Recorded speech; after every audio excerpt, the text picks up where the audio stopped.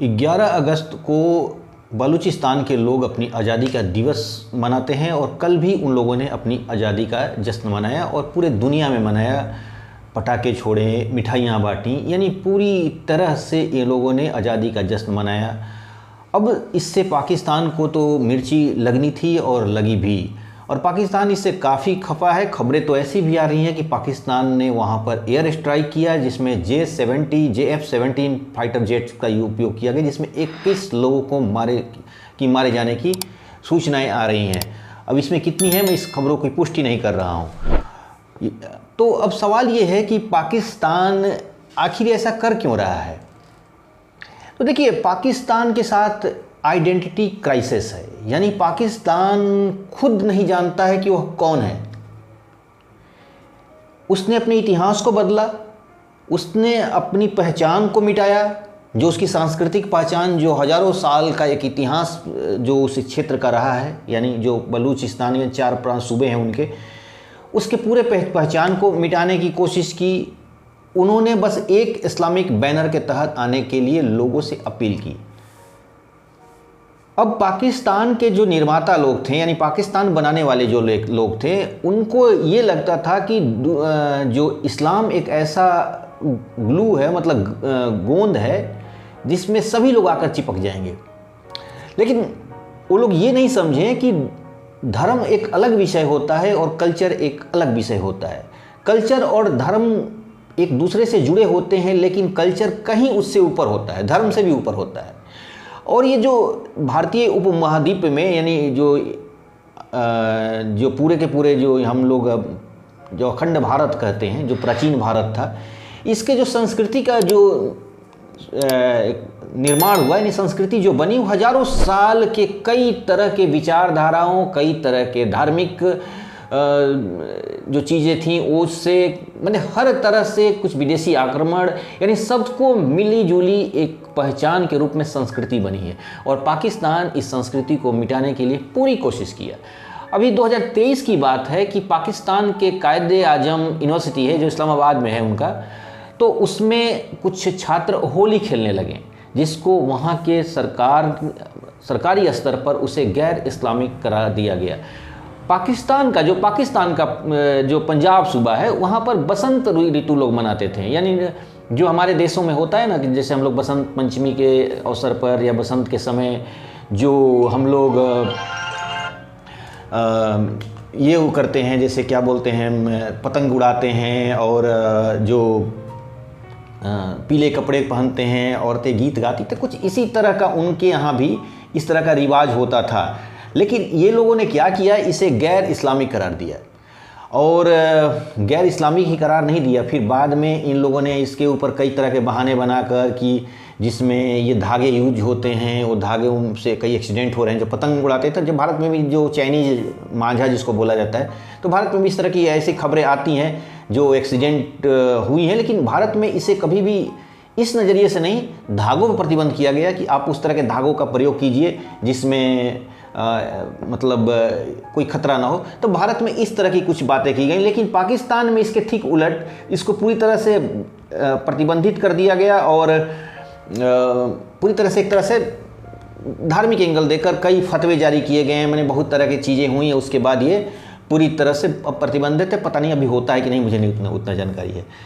दूसरी चीज़ कि देखिए, पाकिस्तान का भी इस्लामिक होने के बाद भी वहाँ के लोगों का अपना रीजनल कल्चर भारत से मिलते जुलते थे।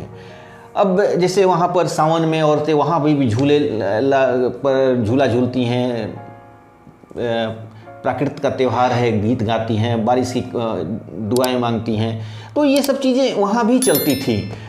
लेकिन इसे गैर इस्लामी करके ये लोगों ने प्रतिबंधित किया। तो ये चीज़ों को लेकर लोगों को लगा कि ये हमारी आइडेंटिटी को मिटाने की कोशिश हो रही है, यानी जो उनका कल्चर है उसको ख़त्म करने की कोशिश हो रही है। और पाकिस्तान का ये लक्ष्य भी था कि सारे कल्चर को ख़त्म करके एक अरेबियन कल्चर को लाया जाए, यानी हम अरब की तरह या तुर्क की तरह दिखें। और वहाँ पर ऐसी भ्रम फैलाया भी गया, उन लोगों के दिमाग में ये बातें डाली गई, अपने बच्चों के दिमाग में ये बातें डाली गई कि हम लोग भारतीय उपमहाद्वीप के नहीं हैं, हम लोग के पुरखे कहीं विदेशों से आए थे, कोई तुर्क था तो कोई अरबियन था, कोई मोहम्मद बिन कासिम के दौर में आया, कोई लोग जो तुर्की आक्रमण, कोई बाबर के साथ आए। मतलब ये लोग अपनी पहचान भारत से अलग करके दिखाना चाहते थे कि वो लोग के दिमाग में ये डाला गया कि भारत की जो संस्कृति है बहुत बेकार है, गंदी संस्कृति है, हमारा जो इस्लामिक जो धर्म, इस्लाम का धर्म है वो बहुत महान है, हम तुर्की हैं तो तुर्क की तरह दिखेंगे।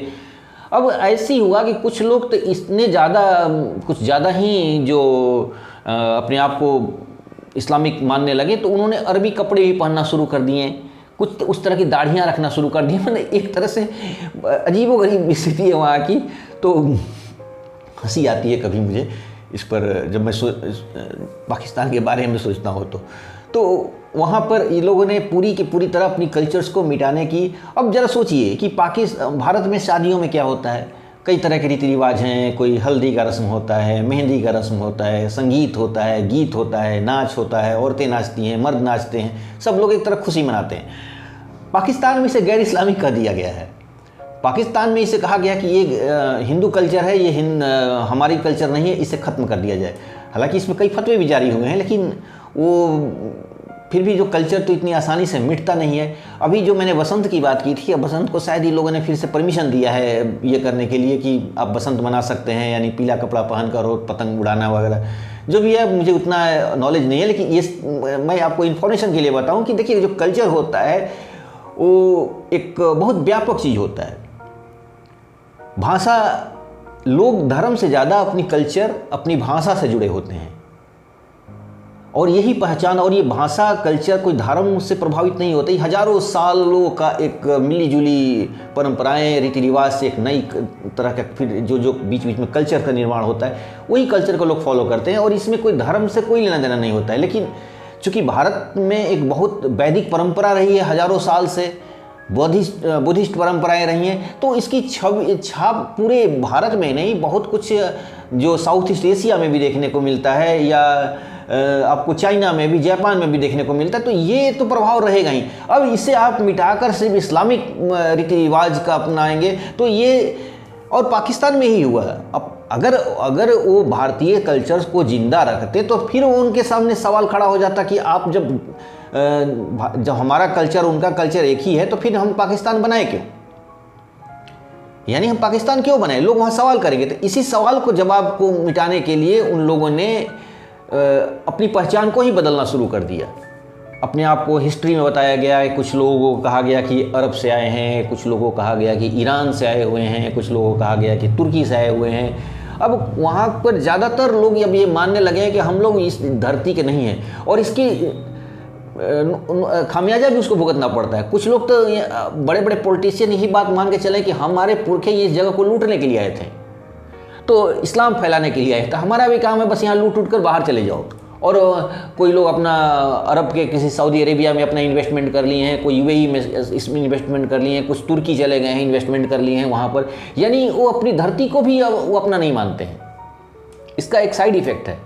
तो ये बातें हैं। पाकिस्तान की स्थिति ऐसी है कि पाकिस्तान रोज़ टूटेगा।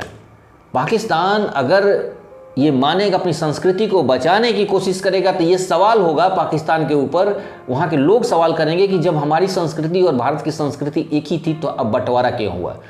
और अगर यह नहीं मानता है, इस चीज़ को मिटाने की कोशिश करेगा, तो भी पाकिस्तान टूटेगा। यानी पाकिस्तान दोनों तरफ से डूब रहा है। यानी अपनी संस्कृति को बचाने की कोशिश करेगा तो फिर सवाल जवाब होने लगेंगे कि हम भारत से अलग क्यों हुए हैं, और अगर संस्कृति को मिटाने की कोशिश करेगा तो पाकिस्तान में विद्रोह होंगे और पाकिस्तान एक तरह से टूटेगा, और टूटा भी है। पाकिस्तान बांग्लादेश के रूप में सामने दिखाई देता है।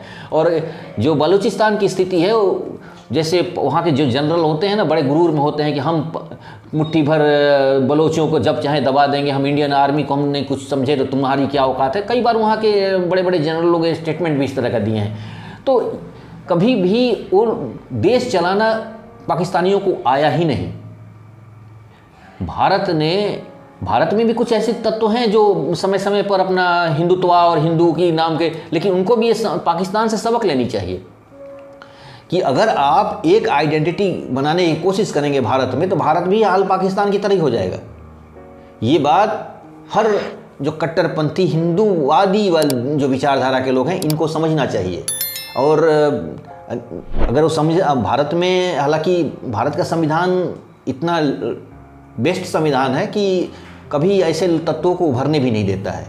तो भारत का संविधान ही भारत को एक करके रखा है और भारत के संविधान ने सबको अपनी कल्चर, अपनी भाषा, अपनी क्षेत्रीयता, अपने विचारधाराओं को एक तरह से संरक्षण देता है और यही भारत की संविधान की खूबसूरती है। तो उम्मीद है कि मेरी बातें समझ में आई होगी। आज के अंक में बस इतना ही। डिफॉगर को देखते रहिएगा और इसे सब्सक्राइब कीजिएगा, चैनल को सब्सक्राइब करिएगा, प्रमोट कीजिएगा, शेयर कीजिएगा। जो भी राय हो कमेंट में ज़रूर दीजिएगा। बहुत बहुत धन्यवाद।